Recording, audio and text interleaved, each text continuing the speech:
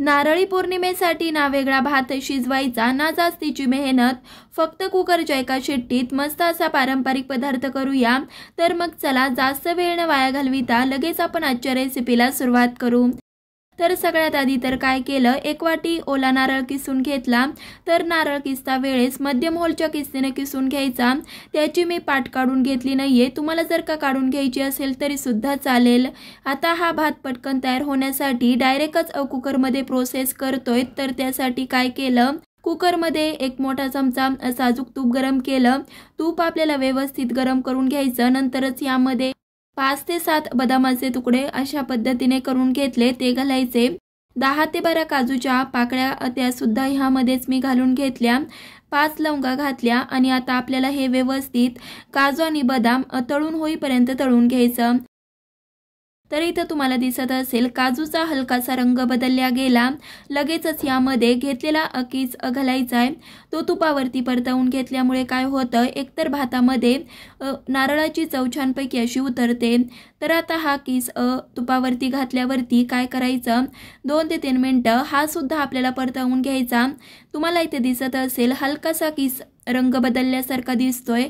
लगेचच यामध्ये काय केलं, पाऊण वाटी धुतलेला तांदूळ घालायचा आहे।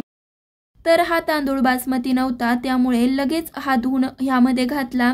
जर का तुम्ही बासमती वापरत असाल तर 10 मिनिटांसाठी भिजवून ठेवू शकता। आता हे धुतलेले तांदूळ आहे ते ह्यामध्ये घालायचेत आणि व्यवस्थित 2 ते 3 मिनिटं परतवून घ्यायचं। तांदूळ गरम होईल एवढंच आपल्याला इथं परतवून घ्यायचंय, जास्तही तांदूळ परतवून घेऊ नका, काय होईल एकतर त्याचे तुकडे होतील। तर इथं 2 ते 3 मिनिटं व्यवस्थित परतवून घेतलं। आता हे तांदूळ गरम आहे त्यामुळे गरमच पाणी घालायचं, जर का थंड पाणी घातलं तर भाताचा लगदा होईल। तर इथं आपण ज्या वाटीने तांदूळ मोजले होते त्या वाटीने बरोबर 2 वाटी गरम पाणी घातलं आणि व्यवस्थित मिक्स करून घ्यायचं। आता भाताला छान असा रंग येण्यासाठी खायचा पिवळा कलर घातला, खूपही घालू नका, थोडासा अगदी घालायचा। व्यवस्थित मिक्स करून घ्यायचं आणि कुकरचं झाकण लावायचं आणि एक शिट्टी काढून घ्यायची।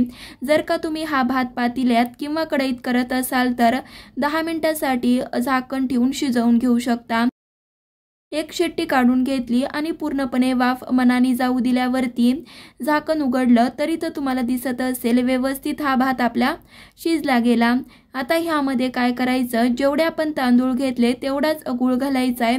तर इथं काय केलं, पाऊण वाटी आपण तांदूळ घेतले होते तर पाऊणच वाटी गूळ घालायचा आणि व्यवस्थित मिक्स करून घ्यायचं। आता मात्र आपल्याला झाकण लावण्याची गरज नाहीये किंवा झाकण ठेवून शिजवून घेण्याची गरज नाहीये, असंच आपल्याला मिक्स करत हे शिजवून घ्यायचंय। तर इथं तुम्हाला दिसत असेल गूळ घातल्यावरती 5 ते 7 मिनिटं गुळाबरोबर हा भात मी व्यवस्थित शिजवून घेतला। एकदा छान असं मिक्स करायचं आणि सगळ्यात शेवटी गॅस बंद केल्यावरती पाव चमचा वेलची पूड घालायची आहे। गुळाचा पदार्थ आहे म्हटल्यावरती थोडंसं जायफळ देखील अलच म्हणून पाव चमचा ते सुद्धा किसून घातलं। जर का तुमच्याकडे इथं जायफळची पावडर असेल तर ती सुद्धा वापरू शकता। तर सगळ्यात शेवटी दिसायला छान दिसावं म्हणून थोडेसे पिस्त्याचे काप घातले। व्यवस्थित मिक्स केलं की पटकन जास्त मेहनत न घेता रसरशीत असा नारळी भात आपला तयार झाला। तर इथं आज आपण कुकरच्या एका शिट्टीत 10 मिनिटात तयार होणारा भात वेगळा न शिजवता जास्त मेहनतही न घेता अगदी कोणाच्याही पाहूनच तोंडाला पाणी येईल असा नारळी भात कसा करायचा ते इथं आज आपण पाहिलं। तर येणाऱ्या नारळी पौर्णिमेला तुम्ही सुद्धा हा नारळी भात करून पहा। तर कसा वाटला ते सुद्धा कमेंटमध्ये नक्की सांगा। अजूनही चॅनलला सबस्क्राइब केलं नसेल तर नक्की सबस्क्राइब करा। चला तर मग पुन्हा भेटूयात अशाच एका नवीन साध्या सोप्या पारंपरिक रेसिपी बरोबर। तोपर्यंत धन्यवाद।